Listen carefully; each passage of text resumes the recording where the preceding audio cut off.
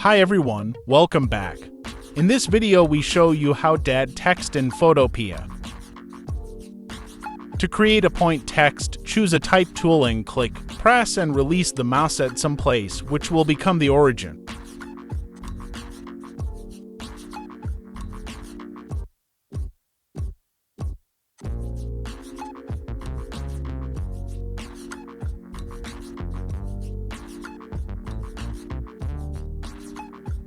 To create a paragraph text, press the mouse and drag it to draw a rectangle, then release the mouse. After creating the new type layer, you can start typing.